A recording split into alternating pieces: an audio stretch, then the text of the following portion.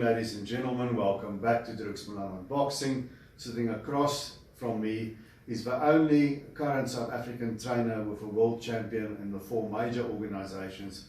That's of course Moruti and Talani, Colin Nathan. Welcome, Colin. Firstly, Viva, thanks for having me on your platform. And it's we're friends, and it's just great to be being actually finally interviewed on camera by you. So it's great. Yes, it's amazing because your fighters have done so well. I've never gotten to interview you. You know, finally I've got you here. The nickname Noma Kanjani. Where did it start? Who gave that to you? So it's very interesting. I used to work on the overnight channel on SABC doing sport with Kwena Mara Mabela, and we were doing the baby champs, and Tabiso Mchunu was the final in the baby champs. And Kwena live on TV actually asked me my prediction, and I said Mchunu's going to win first round knockout, Noma Kanjani. And he looked, and live in studio, he was like, Colin Nathan just gave me his prediction, and he said Noma Kanjani in Zulu. So every Friday in the studio for the boxing show, he'd say in studio with me is Colin, Noma Kanjani Nathan, and then I actually ended up tattooing it on my shoulder because it's very, very meaningful in my life. And it's catchy. It's catchy, and you know, actually a lot of my friends call me Noma Kanjani, which is pretty cool. Boxing, how did it start for you? I bought a pair of boxing gloves when I was 4 years old, and when I would wake up like 1 o'clock in the morning, listening to my dad come home from a show, and I'd say, "Where were you?" And I'll never forget, he used to wear these white leather shoes, white pants, and a white Sanyo tracksuit. Sanyo used to sponsor boxing, correct. And I said to him, "Daddy, where were you?" And he used to call me Koniki. He used to say, "Koniki, I was at the boxing." I said, "Daddy, I really want to go." And he was like, "Koniki, you're still too young." And I nagged and I nagged. I walked around these boxing gloves on, and eventually, at the age of 6 or 7, I got taken to a boxing gym, the Sea Point Boxing Club, and then my first boxing show was in 1985, and my first provincial championship I saw Sandili Hoho, who's actually in jail now, who actually worked with Dula in the boxing program, and he lost his Cape Province title to Philip Mampara on points, and I actually remember the fight quite clearly.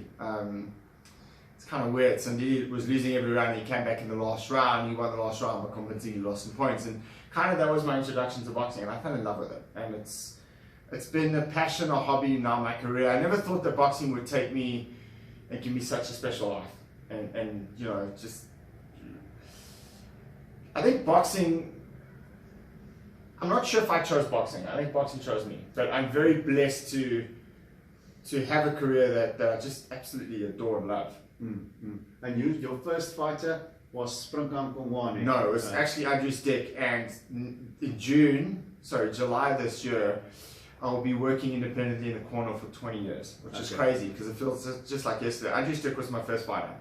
He came to me with a record of 6-3-1, and he left me with a record 11-3-1. And at that point, I realized that maybe this could be a career for me. And this was like 20 years ago. It's crazy. And people were skeptical of you, which you can, but still okay. Now you have the results. Yeah. But then in the beginning, you could kind of understand because South African boxing is built a lot around family dynasties. Your dad was involved, but you know we have big families like Tawiels, and we have the Steins and the Malingas, the White Boys, and so on.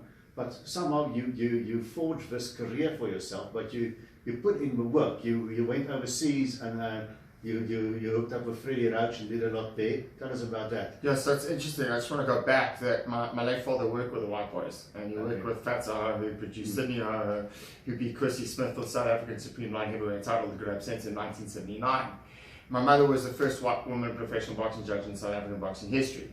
So I was kind of like second or third generation, because my late grandfather owned a boxing gym in the New Berkeley Hotel in Joburg. My late father was originally from Joburg. So like a lot of people don't know my line. They just thought I was a TV guy getting into boxing and trying to make a name for himself.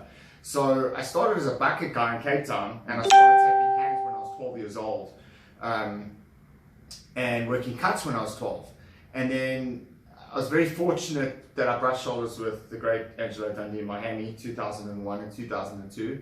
And then obviously I started working. I had some really great breaks, and one break that I have to mention was Rodney Berman. He was wonderful to me.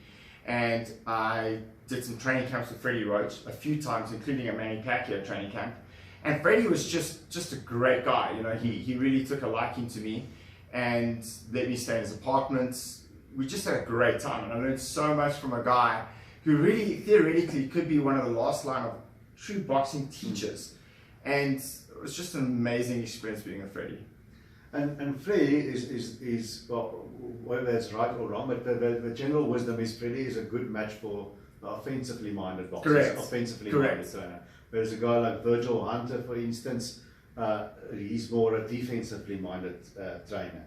Do you feel that you one or the other or both, do you match up better with certain styles of boxers?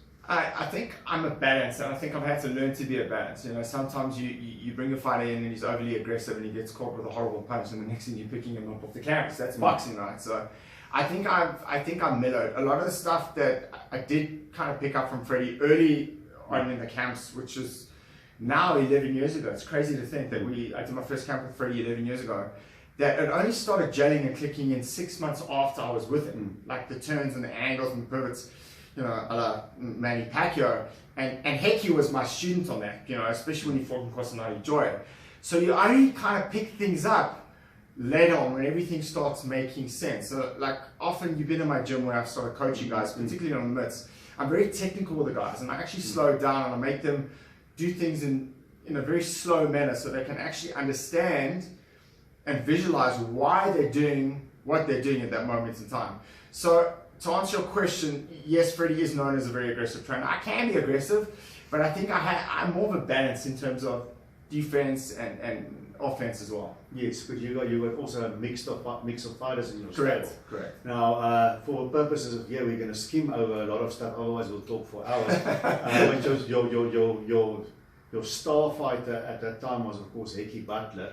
Eventually, my signature fighter. I think every trainer in their career has a signature fighter, and I'm very grateful for Hecky because I've known Hecky since he was an amateur, and literally it was like love at first fight. You know, when I first laid eyes on him. When I laid eyes on him, I'd already read about him that he was this 16, 17-year-old kid coming through. He was like this hot shot. I took one look at this kid and I thought, like, I think he's going to go away. Did I think you would win one of your belts and become Ring Magazine champion? The dream was always there. The dream was always there, right? Just because of boxing politics, even if you are good enough. But when I looked at Hecky, I knew he was special. I saw him as an amateur fighter on the front foot and on the back foot. And even then, you could see there was talent. And Hecky chose me. I was an unproven trainer at the time. I was young coming up. And we just obviously had a very strong emotional bond, which is very important for trainer-fighter. And he gave me a chance. And I will always be forever grateful for him giving me that chance. And look where we are now. So Hecky was a guy also, I think I've seen every fight of his from his first fight. I think he was on Golden Gloves cards from the get-go. And he went and won an IBO title, which is not that recognized among the rest of the world. But a lot of people, including myself, I've even admitted it to him before, that's about his level where he's going to go. But he's surprised as he became WBA champion. Minimum weight champion. Two-time. Yeah, or a 105. Yeah. WBA Super as well. He beat him Kosinati Joy. Yeah. That's when how did you think that fight would go? I picked Joy in that fight. To stop us, right? To stop us. No, I thought he would win on I said points or maybe late stoppage. I have to go into my archives. But I'm sure we're stoppage. I'm a big Joy fan as well. Yeah, me too. I love Eastern Cape. And I picked Joy to win that thing. But I'll tell you a story about that fight. So when Joy fought Ahmed De La Cruz to win the vacant IBO title, he was training my gym. And Brapika was his trainer at the time. And I was like, Brapika, can I catch mitts for him? I just wanted to, kid was phenomenal, knocking guys out. And I caught mitts for him. And I realized that he was a big puncher, but everything was set on his right foot. But here's another thing about Joy, which a lot of people don't know. He's a converted southpaw. And how I knew this was at one of the press conferences, I got Hecky's dad to ask him for an autograph. So he signed with his right hand. So if you watch Hecky in that fight, we're actually moving the wrong way against the southpaw. Because it was devised, our game plan was devised about us moving away from the right side. So my instruction to Hecky was as soon as he sets his right foot, he's going to come up on a body shot and then come over. So you could see as soon as Hecky let his shots go, he kept turning him. And we were only supposed to do this from around 3 or 4 in the dressing room. I was warming him up. And I said to Hecky, fuck it, let's just do it from round 1. He said to me, Uncle Colin, you sure? He calls me Uncle Colin. You sure? I said, he's not going to be able to adapt in 12 rounds. He's not going to be able to pick. And literally in round 5 or 6, I remember Hickey caught him with a combination and he spun. And Joy, I was looking at me in the corner, and the look that he gave me was like, fuck it, man, I can't get this kid. And I knew right away from round 1, after we won the first round, we were going to win the fight. And I've always liked Hickey because he's a good action fighter, just like Reino. But when I personally was sold on Hickey, right? It was a close fight, but he got through it, he beat Joy, and then he eventually became WBA champion, lost that to Byron Ross, came back as a junior fly. We know the whole thing about the Philippines, how he got jobs there, about the cuts and the people working on the cut and stopping the Still one of the worst decisions, I think I've ever seen. It was just crazy. You got this, through that, and your petitioning of the IDF, you got this shot at... Which actually caused me to fall out with Golden Gloves. Which was the fallout. Yeah. But I want to go to Hickey's biggest win against Ryoichi Taguchi. Taguchi had won the ring, became the ring champion and unified the WBA and IBF belts by beating Melindo. So you're going into Japan. I do fight picks because it's popular, but I get some horribly wrong, I get some right. And you went for us. I don't have an ego about it, but it made me feel very clever. I picked George Foreman to beat Michael Moore, and I picked Hickey to beat... Yeah, I mean, it was just... I think you were like one of the very few people that I was like... But we did it. I mean, the odds was 17-1. I wish I could have put some money down on that. Tell us about that fight, the run-up and everything. So there was a lot going on. Obviously, there was... Emotionally, it was a bit tough for the whole breakup with Golden Gloves. And I had to put on my big gold panties and obviously negotiate the fight. And fight together for Hickey. And obviously, we went there and like, no one gave us a chance. I think Drux Milan was the only... You're the only guy who thought... and normally... I don't read your opinions before our big fights because I'm thinking I don't want to get upset. So the thing is that I knew the fight would be done in 3 phases naturally. The first 4 rounds, the middle rounds, and the last rounds. Start at the good. So I knew we'd have to start fast. So we wiped the first 4 rounds, which we did on all 3 scores. The middle rounds, we'd have to stand our ground because he is so strong and he's big at the weights. And the last 4, we have to come back and dominate. Sweep the first 4, the next 4, give and take. So the fight theoretically is now in the last 4 rounds. So, and if you remember in round 5, Hickey caught him with a right hook to the body, and then Taguchi actually doubled over, kind of winded him. And I was thinking, wow, we're going to win this fight. Because I had the right game plan, and it was just the angles. I knew Taguchi was one-dimensional, coming in lines, very strong, good right hand. But if you give him natural movement and you work angles and lines, you move him around in lines, he's going to be lost. And that's what happened. 11th round comes, I'm comfortable, I know we've got this fight. I say to Hickey, go out and box his nose off. South Africa is never going to forget what you've done here today. I love you, I'm proud of you, go make it happen. He says, Uncle Col, I love you too. Hickey pulls out an exchange. They both throw left hook simultaneously. Taguchi catches him. Hickey's off balance. Glove touches down. It's a knockdown. So I'm in the corner there and I'm thinking, fuck, it's a knockdown. This is going to count against us. But the referee waves it off. So I'm thinking, I'll take that. Yeah. The final bell rings. I lift Hickey up on my shoulders. We'd signed a waiver with the JPC that upon reviewing footage between rounds, the referee is in a position and able, provided they're comfortable with the decision, to overturn the decision. Therefore, he looked at the footage of the slow-mo with the knockdown and he overruled it, not calling it a slip, called it a knockdown.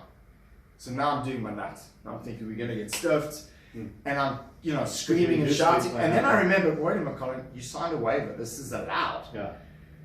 And then something in my mind thinking, I think we're okay. Yeah. I could just sense. It was a very close fight, but you were a legit winner by... And then it was like 7 rounds to 5 with the points. So it was 114, 113, 3 ways. All 3 judges were in agreement.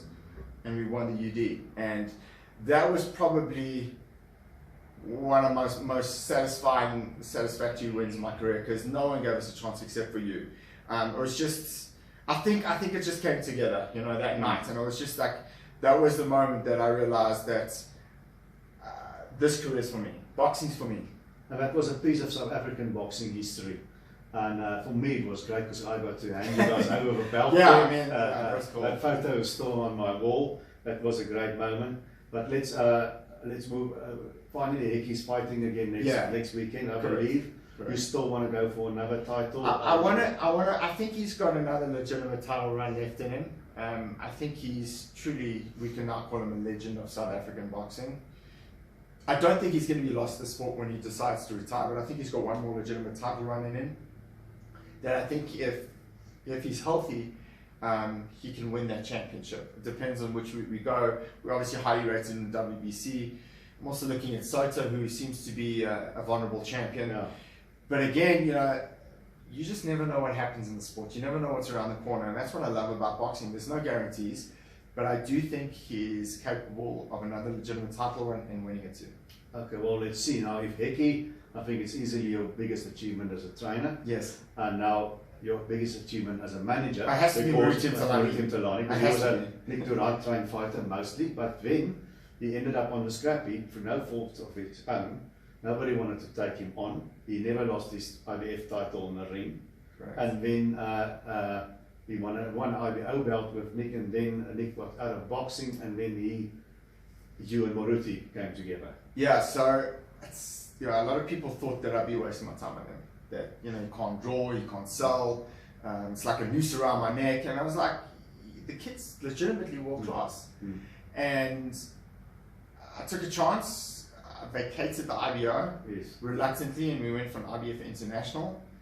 And then I lobbied with the IBF to say, look, give us another opportunity.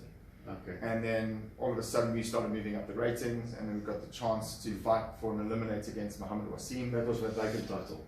First it was an eliminator because Donnie Benitez was still the champion. Then he moved up. And I always knew though that it would be for the vacant belt, but obviously we couldn't make the announcement because Benitez had won, and we knew he was going to go up to 115.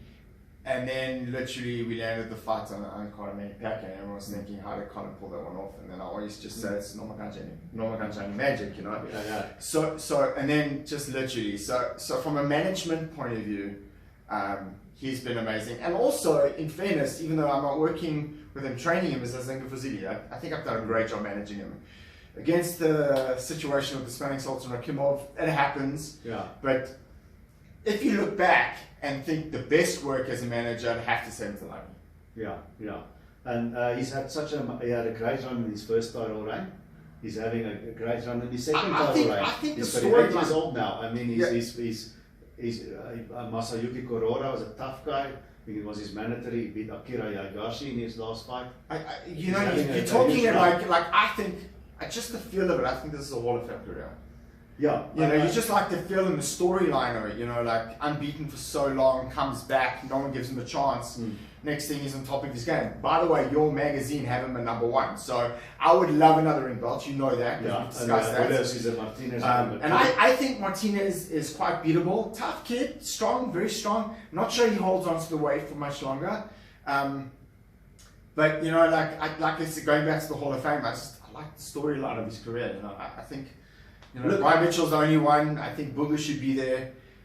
It's hard for South African to get in there in a thing like the International Boxing Hall of Fame, because a lot of these guys voting there, I don't vote for that. A lot of the seasoned guys vote. They don't see the little guys in foreign countries that much. It's hard to get noticed. But yeah, I do. If Hickey wins another world title, which he could, definitely Hall of Fame career. I think potentially even now, Hall of Fame career. And a lot of it depends on when you are on the ballot, because Nigel Benn and Chris Eubank, they're not there. They should have been there long ago. So that's tricky. But if we move on from that, your current stable of fighters, the next generation, I love the young kids. I celebrate when I think of the kids under the age of 25 in my gym. I really do. The next world champion that you're going to produce, Azinga Fuzile, you're managing him along with training. He's going for eliminator. Yeah. But the guy that everybody forgets about, and I'm also guilty about it, is Razor Dlamini. I think he could be the dark horse of South African boxing. I see the momentum and the development and the improvement in the gym on a daily basis. Here's a guy who came to me prelim level, and now he's legitimately world class level. Yes. And someone actually asked me the other day if I got a chance to fight Gary Russell, would I sign? Absolutely, it's a legitimate world championship. You got to take these kind of risks in boxing because you just never know. But obviously, it's not that easy getting a shot. I do think though he's very close, but I just love the way this kid just conducts himself. He's an absolute professional in the gym and with his career and the way he conducts himself. You follow him on social media, he takes himself very seriously. He's very committed to boxing and he's very committed to his career and himself, which I love. He's kind of a quiet guy. He's not a Reinu or you know, the guy you know is here. Yeah. He almost gets lost in the background until he gets into the ring. And he's humble, but there's this innate confidence in him, which I really admire and appreciate. And he's definitely one of the guys that I think become world champion. In fact, I'm very, very confident that he does become a legitimate world champion too. And now you've got a whole slew of up-and-comers. Anthony Grobler. You've got my Chomewe from Cape Abdulaziz Koenert. You've got a female fighter, that looks very marketable. The Treater brothers as well. Treater brothers, Tristan and Caden. Are probably leaving some out. Ishmael Kadri. Yeah, the young kids who are looking to make their debuts. I'm really excited about because I believe these talented fighters are the next generation of South African and African boxing. I think these guys are, in 5 years' time, Reino and Heki, they're not going to be around anymore. I mean, Reino's admitted this is going to be his last fight in South Africa. So in 5 years' time, everything's going to change. And if you've noticed my concept of how I run my business, I've always had 3 tiers. The prelim guys, the guys who are breaking through, and then obviously my world-class fighters. But I'm very excited of the young fighters that have joined me. And there's Kat Kanhiso Kaklejo, he's a young, talented kid as well. I think I saw him, he came from Harold Volbrecht. Yeah, very talented, 2-time SA amateur champion. And there's a couple of guys who have reached out to me. Not that I need to poach. I actually want to put on record. I don't poach fighters. I know there's this conception that I poach. I don't need promoters to send fighters my way, Drooks. They reach out to me. That's the truth. I came under a lot of shit and criticism for the Koenert thing. The kid reached out to me. If you ever do an interview with him, ask him. He'll tell you straight up. I reached out to Colin. Now, Dula is somebody who I've seen a lot of. I've commentated a lot of his fights on his side, so I could see how he improved and all that. But now the $1 million question is sort of an elephant in the room of all of these kids. How are you going to keep them busy? Yeah, so that's something I can't talk about right now. There have been rumors circulating that I'm going to be involved in starting a promotional company. I really can't. There's no comment right now on that. Okay. But what I can say is, my fighters will see action. You head up MTK Global's Africa arm. Correct. How does that relationship work? So it's a good question. So MTK Global is stationed they got companies all over the world. MTK Africa, MTK US, Japan as well, and I head up Africa for them. And so I sign you to MTK Africa. You're still part of MTK Global. I just manage you and look after your affairs, obviously within the African continent. And it's been 2 years. Do we count COVID? We should actually write the year off. Okay, yeah. So great. This year is also, we're still in it. Yeah. And I've loved the fact that I've jumped on planes, gone to see fighters, met their families, signed fighters, done conventions. And that's what the MTK brand is. Yeah, so we are by far the biggest and the best management company in the world.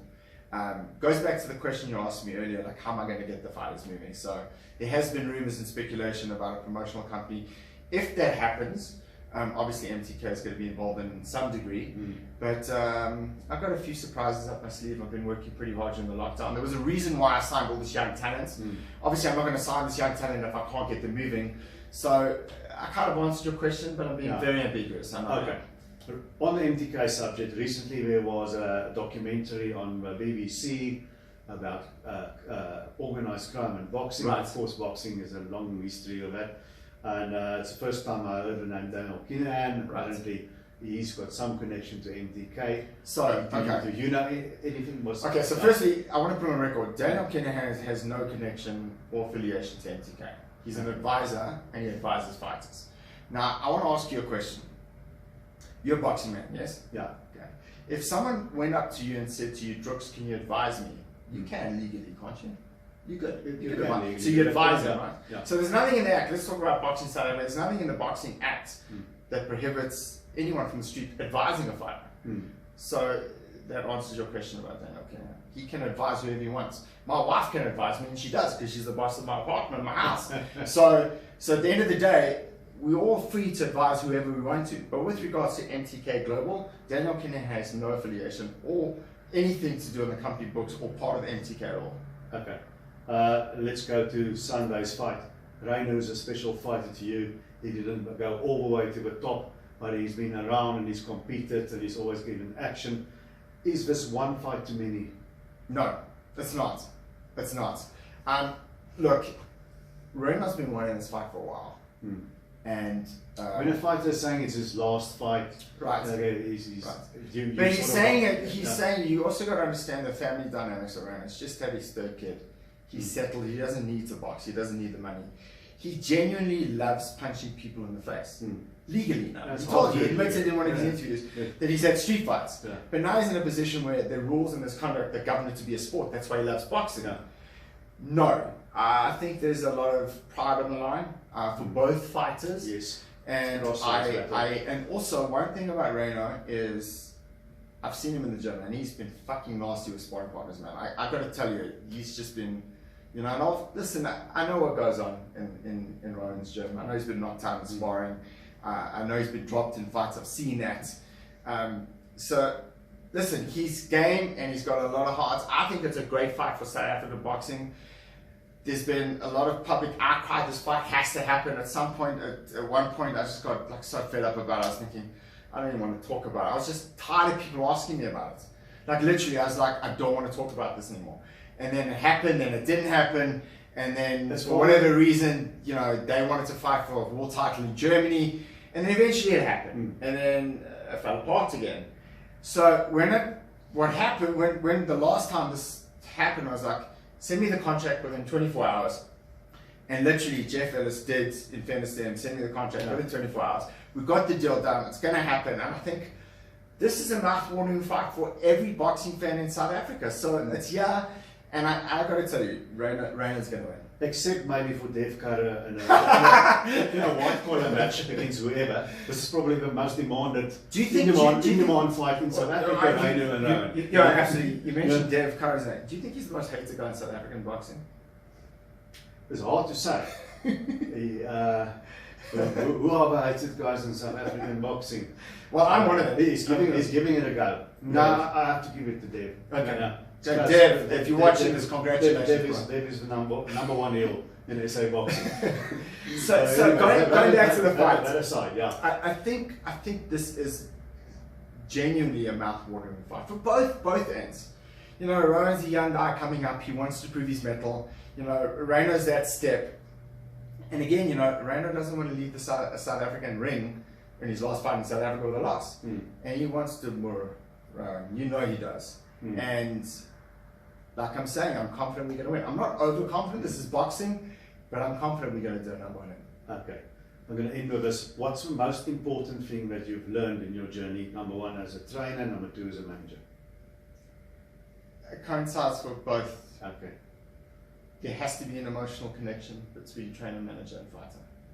If you don't have that, and trust, that's a very big important thing. And faith, I mean, that kind of goes hand in hand. Biggest thing. You know, like when I started out coaching Drooks, I probably didn't know what I was doing. But because I was consistent in the gym on a daily basis, I developed. I was just fortunate enough to be with great trainers as well and do camps with them. But you know, you got to be consistent. But there has to be a connection of trust and emotion between the fighter and the trainer or manager. Okay, great stuff. Colin, thanks for taking the time. Thank you. I know you want to take a rest also. I'll see you tomorrow at the weigh-in, and we look forward to the fight on Sunday. People, remember to watch Sunday afternoon on Supersport. It's going to be a great fight between Reino Liebenberg and Rowan Campbell. We can't wait. It's a fight we've wanted. Finally, it's here. So let's support. Colin, thank you very much. Thanks for having me on your platform. It's been great.